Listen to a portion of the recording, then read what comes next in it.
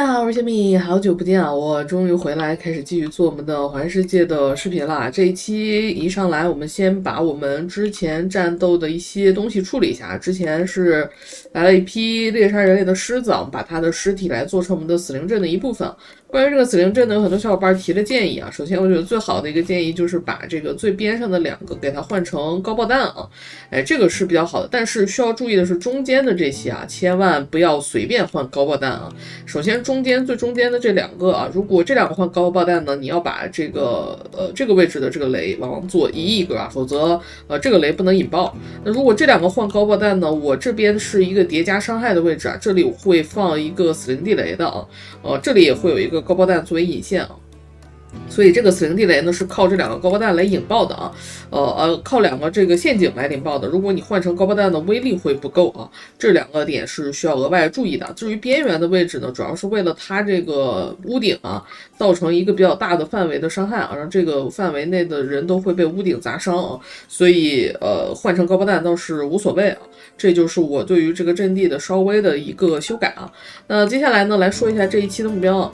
这一期的目标呢，我们要继续稳稳的去推进我们的进度了。首先，我们的圣物任务啊，我们要继续做啊。圣物任务一共5个，我们之前做了1个啊。但是需要注意的是，这个调查神秘建筑这个任务啊，这个任务在我们的这个配置下，我们现在这个配置是纯远程没有近战的配置啊。在这个配置下呢，它要派遣15名殖民者啊，这个派的人数是跟你殖民地的规模有关的。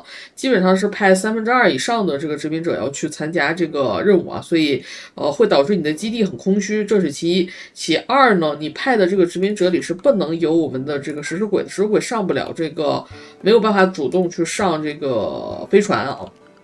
上不去啊，所以就导致我们是一个纯远程无近战的一个队伍啊。那再加上我们现在的配置的武器呢，基本都是链式霰弹枪啊，去打这个是挺难的一件事儿啊。所以这个东西要放到后边啊，要不就等我们出动力甲，要不就等我们全员掠装了这个宿舍，要不呢就等一些其他的一些手段啊，或者是来一些能近战的奴隶啊等等的一些方法啊，我们再去处理这个神秘建筑啊。因为没有堵门的人的话，这个东西不好搞啊，不好搞。然后这个任务就很好做了啊，这个任务我们一会儿就去给它做掉啊。所以圣物任务继续往前推进。另外呢，就是我们的灵能这个机械族小人啊，机械族小人呢，我们现在的这个装备只是过渡装备，我们的最终装备呢是要靠这个精密装备台来做的啊，包括一个领主头和一个领主甲啊，这2个呢都是需要用到我们的纳米结构芯片的。我们要继续去打毒蜂啊，最少要打4轮毒蜂啊，还有1轮女皇才能把这一套装备给凑齐啊。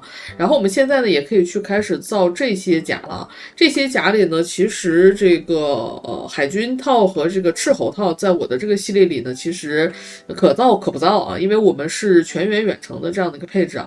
我是打算，因为我们是一个血肉飞升嘛啊，这个跟邪教相关的一个 DLC 啊，所以我本来是打算想猎装蘑菇布啊，然后都带着这个仪式兜帽啊，这样看起来很像邪教徒的样子。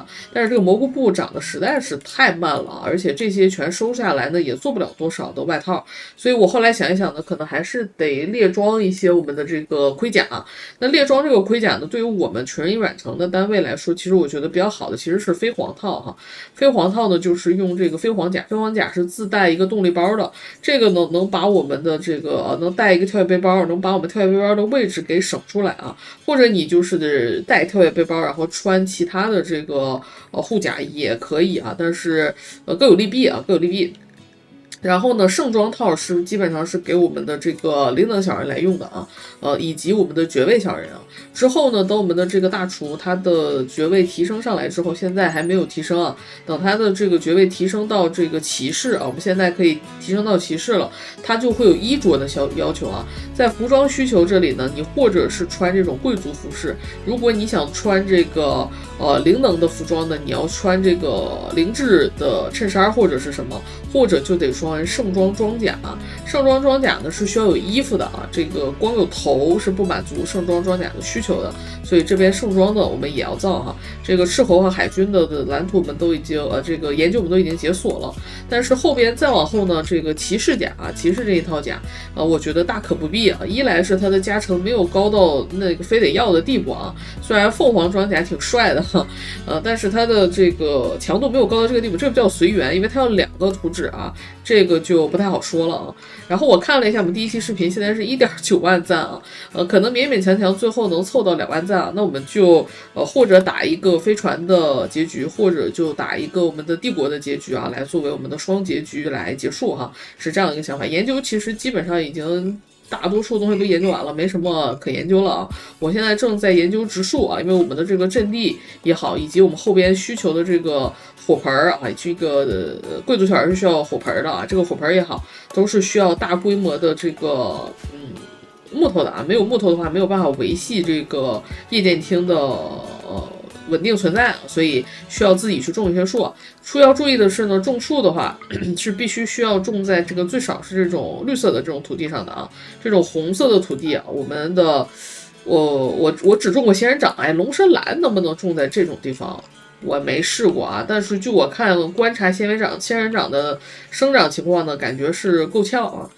我们就找一片比较大的外边的土地啊，去种一种树啊，把这个树也给它收割起来啊，这也是我们这一期的一个事儿啊。所以打2波毒蜂啊，然后圣物任务，然后呢，我们最少还要再造一波这个虚空扰动啊，去造一波我们的地象的袭击来，尽快的把我们的实体图鉴给打开。我们现在高级实体这边还差的很多啊，其中最厉害的这个血怒之雨啊。许诺之雨在对抗人类袭击的时候非常的厉害啊，我们还没有遇到啊，等到后边遇到的时候再来给大家说。好，那我们就开始吧。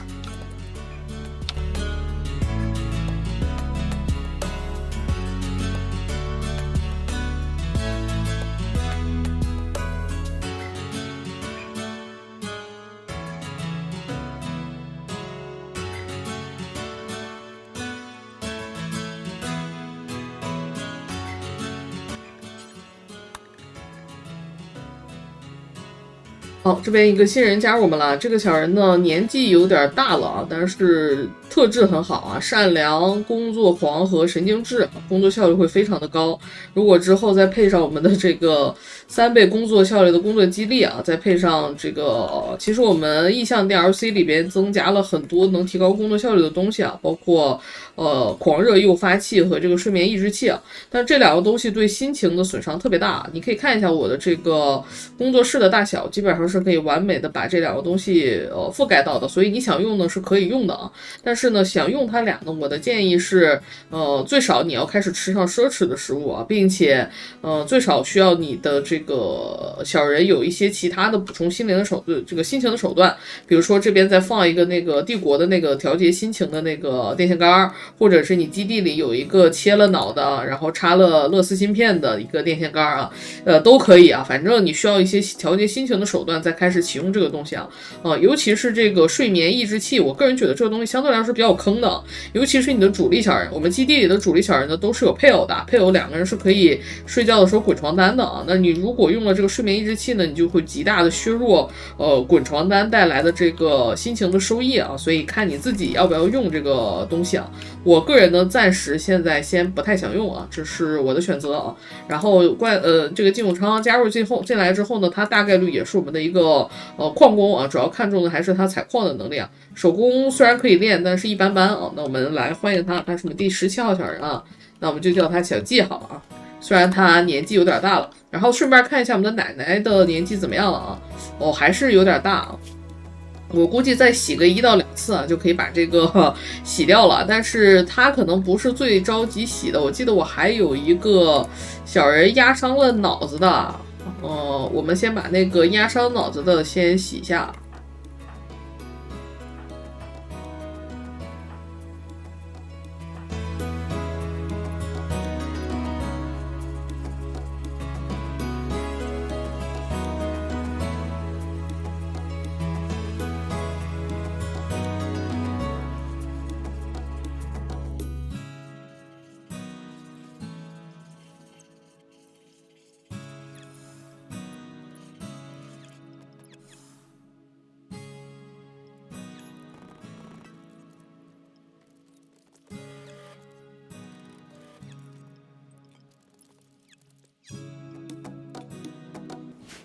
一对纯近战的泥人老哥的近战破墙啊，首先我们要先把我们的机械组进行一个分类了啊。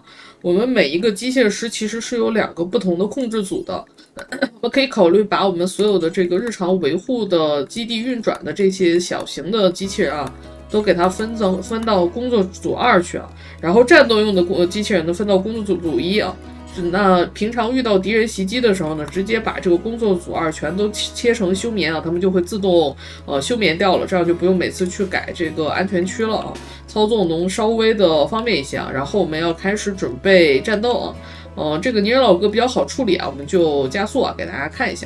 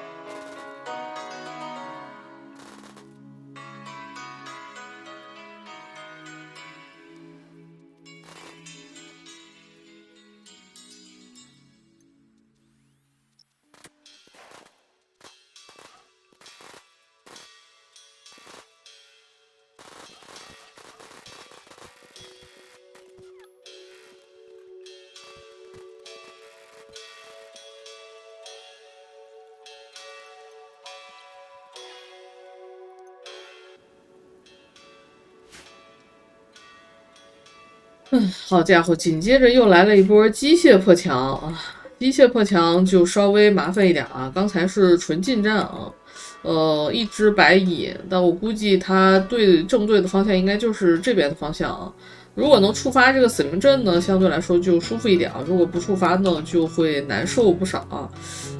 我们要看一下啊，我们还是得继续把我们把非战斗人员或者是战斗不是很有利的人员，我们往后挪一挪啊。我们剩下其他人还是得过来集结啊。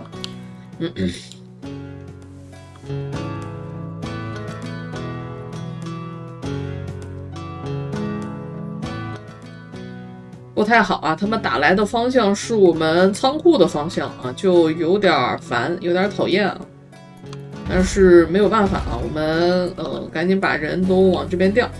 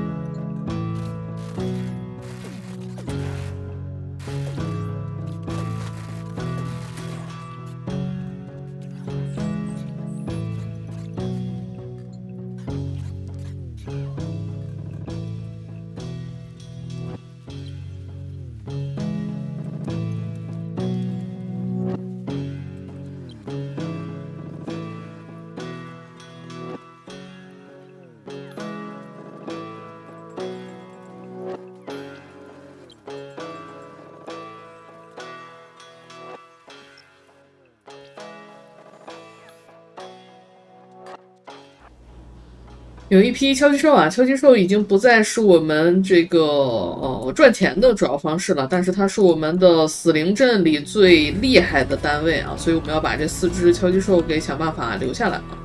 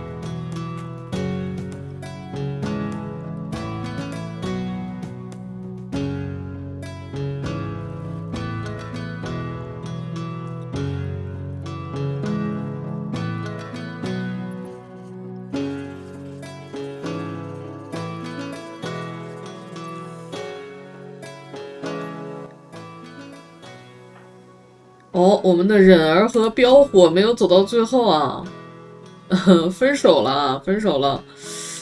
那看来是忍儿跟飙火主动提的分手啊，那这就没有办法了。那忍儿也不要再睡在这张床上了啊。我们不是恋人关系的话是没有资格睡这种床的。我们把这边的床再这个精简一下，把这个集体宿舍的床的数量再提高一下啊。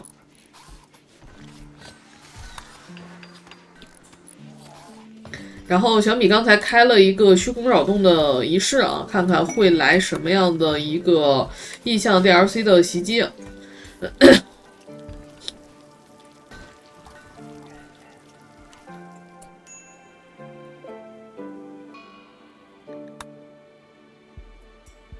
坏了，这就是我们最讨厌的情况，遇到寒流了啊！然后我们的这个位置想要封起来做室内加热的话，也不是不能做啊，也不是不能做，我们封一下吧。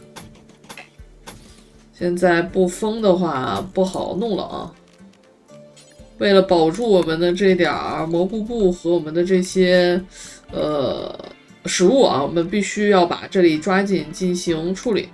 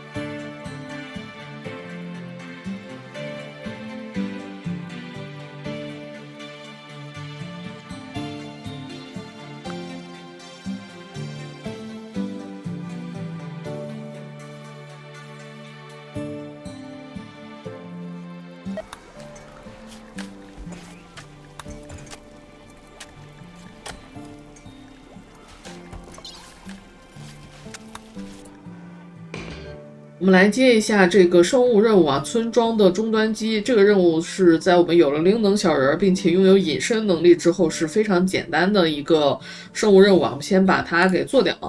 这边我们这个虚空扰动，刚才什么也没召唤来啊，一会儿我们再召唤一次。我们先把这个生物任务给做掉。这个接了之后呢，会在地图上刷一个村庄，这个村庄大概率不会特别的远啊。我们要派我们的小人过去啊。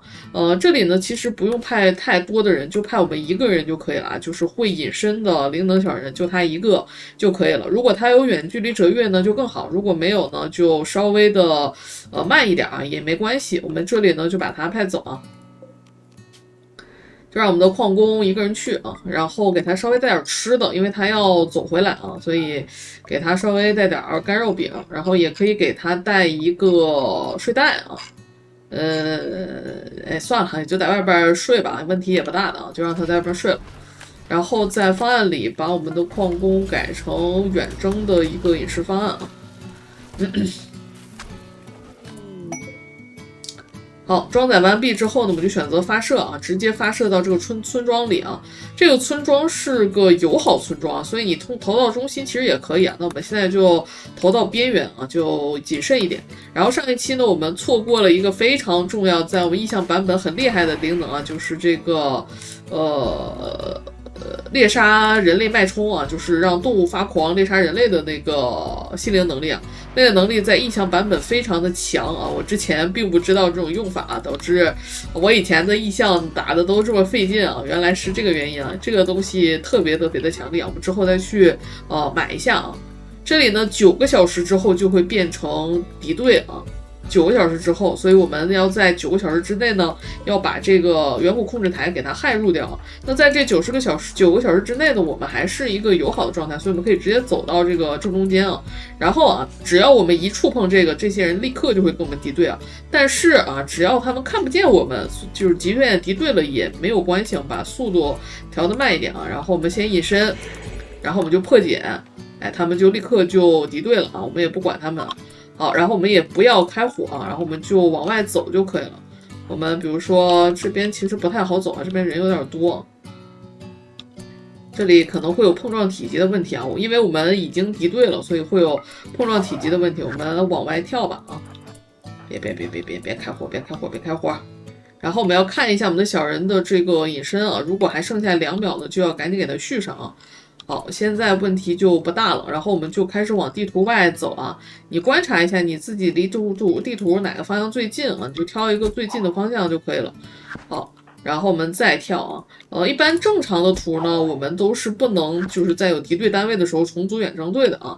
这点是需要注意的。所以我们这个离开这张图的方案呢，就是让小人走到这个地图的边界上就可以了。然后值得一说的呢，这个村庄是一个非常好的一个逃避袭击的一个点，也就是世外桃源的一个地方啊。如果我们派一个，比如说我们就派一个机械族，就常年待在这儿，这张地图就不会消失啊。只要我们所有人都离开这张地图，这张地图就消失了。这张地图是永远不会刷袭击的，所以你有一些什么贵的东西啊，你想压财富啊什么的方式都可以利用这个世外桃源啊。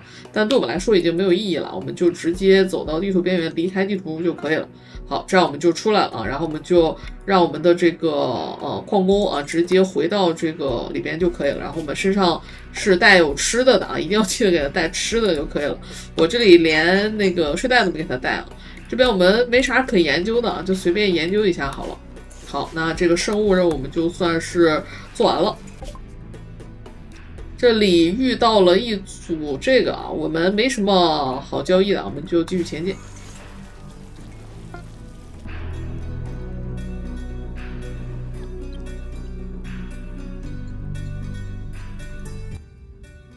好，我们来到这边一定要把这个猎杀人类脉冲给它买下来啊！之前差一点就错过了它，幸亏我及时发现了。其实很多小伙伴也给我留言了，告诉我这个东西在这个版本很厉害。我也发现这个东西的妙用啊，妙用之后来给大家展示看啊。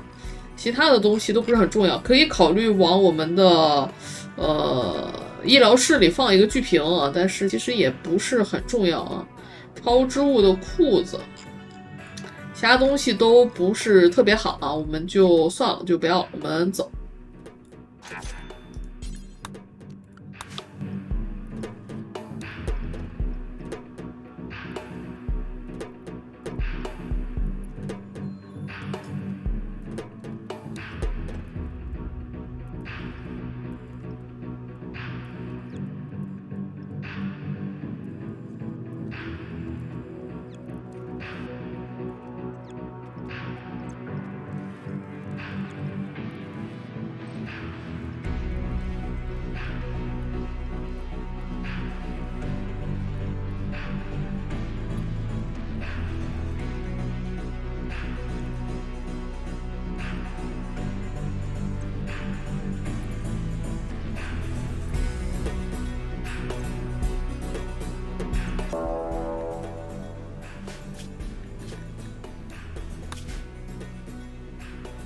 哦，这边说什么就来什么。我们之前说要用到的这个血怒之雨，这回就来了。血怒之雨对我们来说呢，其实还好啊，因为我们只要把我们所有的区域都用屋顶给它盖住啊，让小人尽可能的不要被这个血雾之雨所淋到啊，就问题不大啊。我们就把我们家里的所有的区域啊都给它盖上我们的这个屋顶，能盖的地方我们全都盖住啊，尽可能的不要留出位置让这个小人淋雨啊，就大概率没有什么问题了。这个血怒之雨一旦刷新之后呢，我们自己就可以研究这个仪式去召唤这个血怒之雨啊。而我们的血怒之雨就要厉害多了，我们有了血怒之雨之后，就可以利用这个血怒之雨去把这个敌人啊进行一定的控制啊，尤其是对于邪教徒的攻击啊，我们目前还没有遇到很强力的邪教徒的攻击，一旦遇到的之后呢，这个血怒之雨是非常好的一个解决方案。我们把我们的这里的屋顶啊全都给它封起来。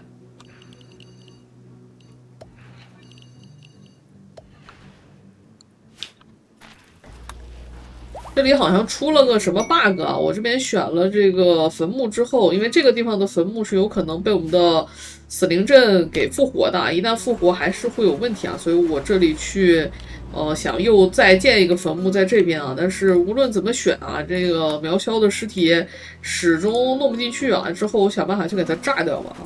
然后我们可以看到，小人一旦淋了这个血怒之雨之后，会有什么样的一个反应啊？我看一下在哪里能看到。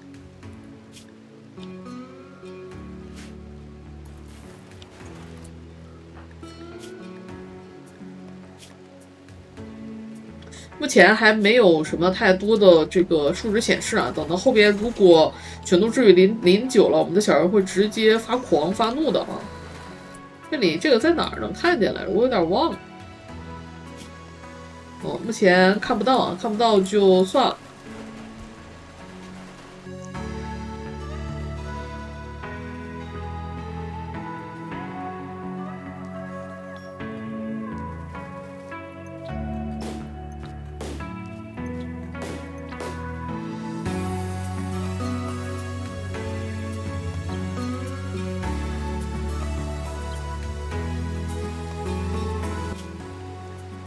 哦，这边已经有了，有了这个怒火滔天怒火中等啊！一旦在这个血怒之雨之中淋了时间长之后，怒意会不断增长，跟心理敏感度挂钩啊。心理敏感度越高的人，这个增长的越快。我们要赶紧把这两个机器给它停下来，否则小人一会儿就开始发怒了。好，所以只要有了屋顶啊，这个对我们来说就几乎没有任何的影响啊。那要是如果来了敌人的话，敌人对这个东西的影响就比较大了，尤其是邪教徒啊。如果之后我们遇到了解不了的邪教徒袭击啊，这个就可以，帮我们解决。哎，别，打一个母蜥蜴而已。哎呦，这个魔王真的是，这魔王真的是啊。呵呵，所有的动物也会受到影响的，但好处就是这个时候机械族就显现出好处来了，机械族完全不会受到这方面的任何的影响了。然后我们只要静静的等待这场雨结束就可以了。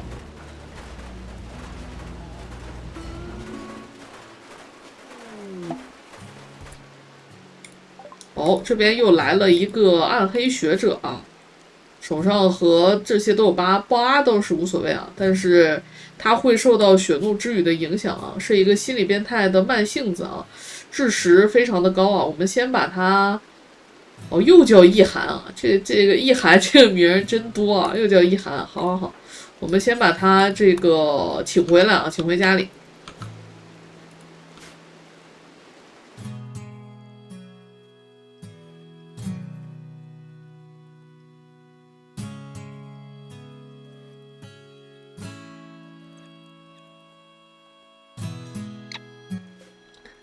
好家伙，本来说，哎，刚好来了个袭击，让大家看一下这个血怒之雨的厉害，结果是个中心空投啊！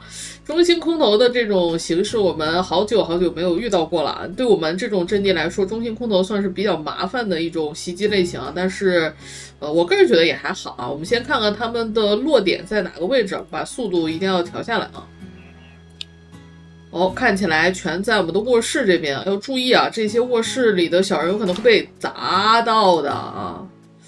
看一下没有受伤，好像还行，没有啊。那我们这边的这些人赶紧往左侧走啊。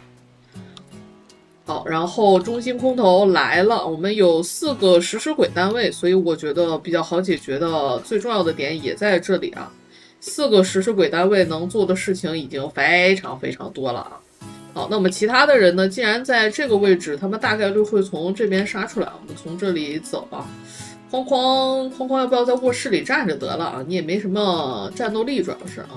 这个门呢，我们就给它打开好了，省着他们砸了。哇塞，整齐的排在我们的卧室里啊，真的是啊，27个运输舱，那也就是说最少是27个人啊。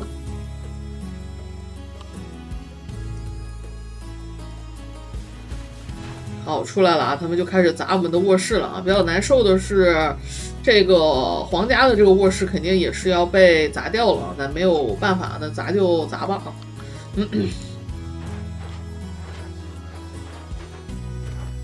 然后把我们的机械族全都让他们休眠。好，谢谢你们啊，谢谢你们帮我们拆床啊。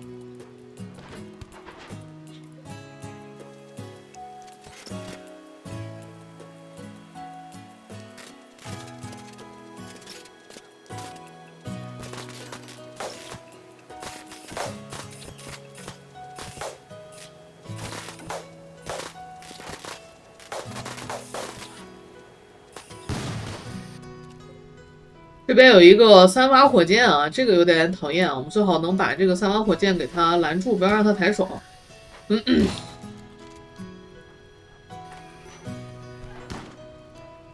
阿布倒了，问题不大。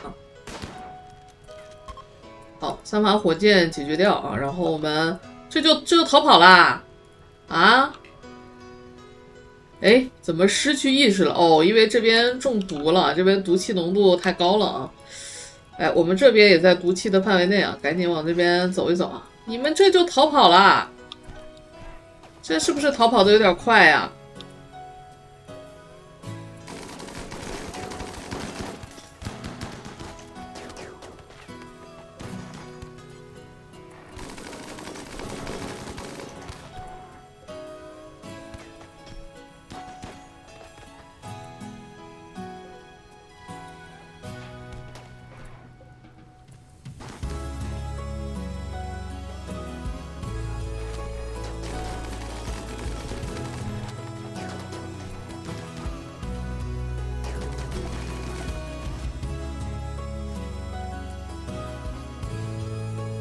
哦，中毒太久导致他们2个死亡了，这个有点难受了啊！哎呦，这种烂了的尸体，我不确定能不能复活呀，这个有点难受了。我们得冲进去把阿布救一下。这边毒气已经那个啥了，在消散。我们看看我们老大问题倒是不大啊。这边已经被这个雪怒之雨所覆盖了，我们赶紧离开这个地方。老大先出来。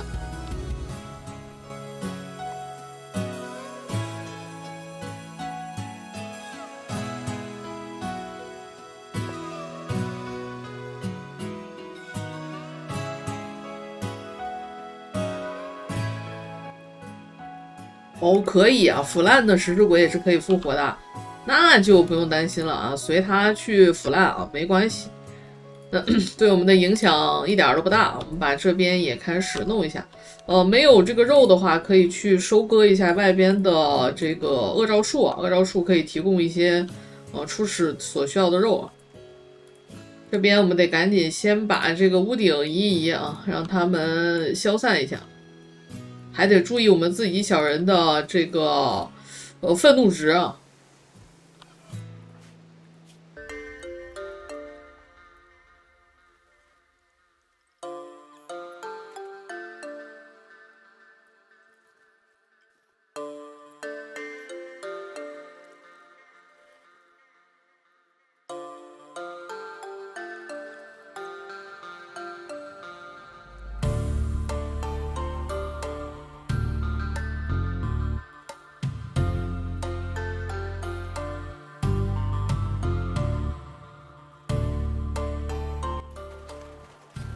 我们之前来的那个黑暗学家已经被我们麻醉了，攻击一下看看情况啊。没有这个敌人来，也没有什么血肉兽的袭击啊。那初步排除了它会引来袭击的这个问题啊。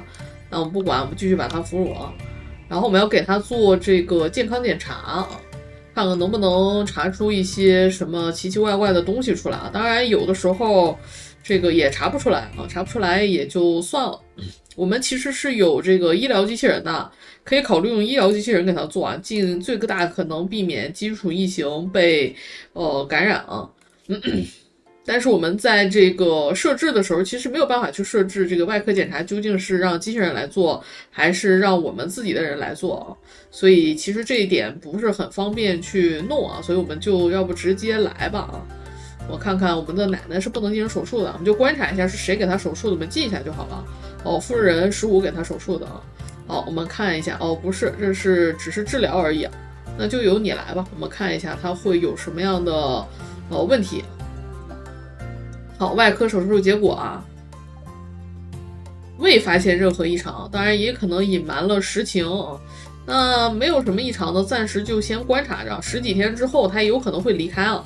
如果它离开了呢，我们自然也就没什么可说的。如果没离开，留下来了，我们再用它。它反正就只有智齿比较高，其他的也一般啊。慢性子不是一个很好的技能啊，移动速度会受到减益的。那我们就暂时先把它留在这里进行一个观察啊。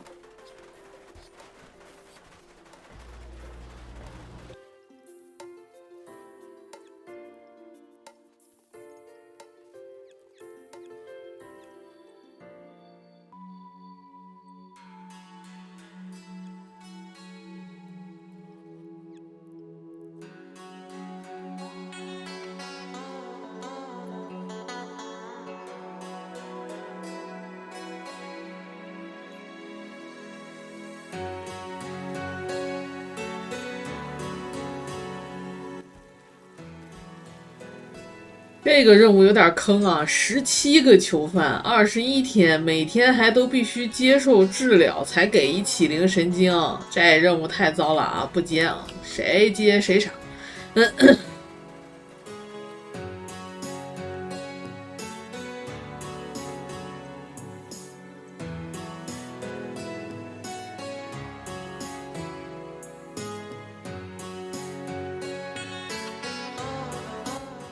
好，我们的第一把传奇武器啊，造好了，也是我们小忍的一个创造灵感啊。小忍做我们基地里的崩溃艺术家啊，终于发挥了他自己的作用啊，创造了第一把传奇武器啊。谢谢小忍啊，我们来给我们的小人装配一下。我们之后要开始列装宿舍了，但是我们可以把我们的这个链式霰弹枪啊，以这个置物架的形式啊，摆在我们的这个阵地这边啊。如果我们要用到这个阵地呢，我们就在这边去取这个链式啊。如果我们要去这个阵地呢，我们就在这边去取我们的宿舍。用这种方式呢，来这个同时激活2个阵地啊，2个阵地可以轮流的来使用啊。这是我的一个想法。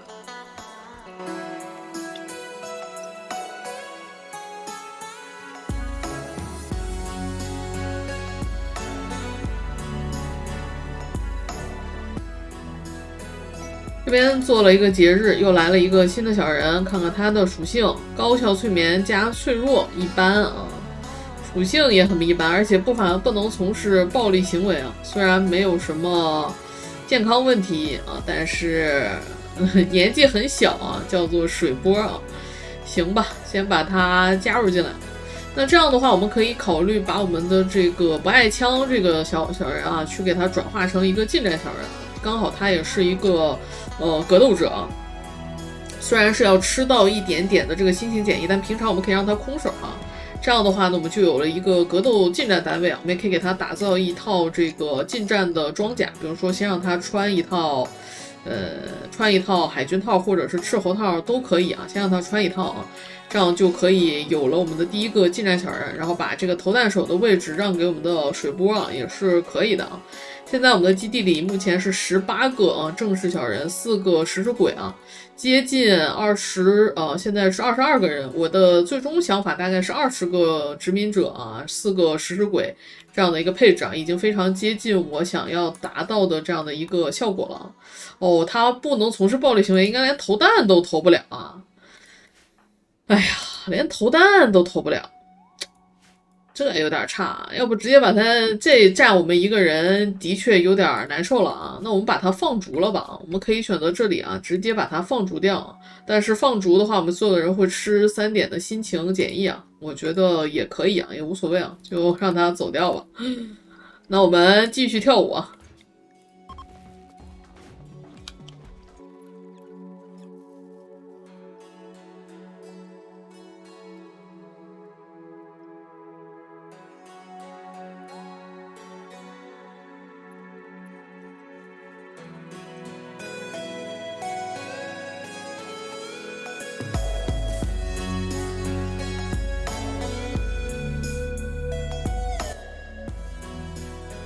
这边我们正在举行这个死亡时间吞噬仪式的时候，这个苗鸮狂暴了，然后我们的救护机刚才非常的帅气的飞入场，很有意思啊，很有趣啊。好，刚才又来了，再表演一下飞快的催副队长。这个救护机还是挺好用的啊，挺好玩的。但是我们现在的带宽应该是不够了啊！看一下我们2个机械师的带宽，我们的机械师已经满了。另外一个人这边我们就随便点啊，无所谓研究什么。他还有3点的带宽啊，所以我们要尽快的出这个装备。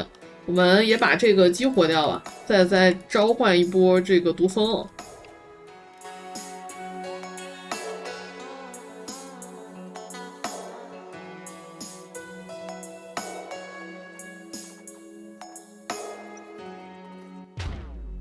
然后这些机械族怎么进到我们的死灵阵里了？不知道他们要干什么，不管，我们直接打。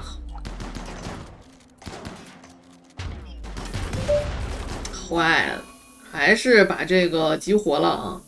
好在这里的这颗高高弹我还没有放，所以导致这个死灵阵并没有被激活，还行啊，没有损伤我们的死灵地雷，但是死掉一个搬运机啊！哎。哦，那看来这些机械族对这个东西有主动仇恨啊，自己就把这个激活了。那激活也就激活了，也没有什么办法了。我们这边躲一下。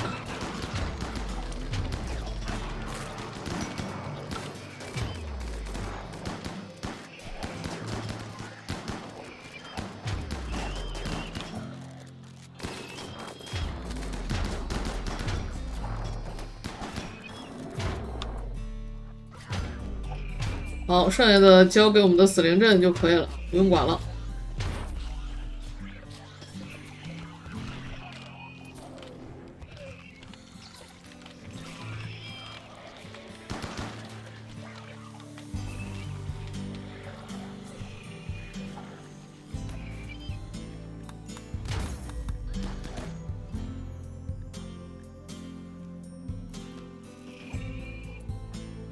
哟，这里进来了一个螳螂啊！哇，快注意一下，我们的铲除瑶可是我们家里的主力啊，身上还有一个超凡仿生币呢，可不能出事啊，可不能出事。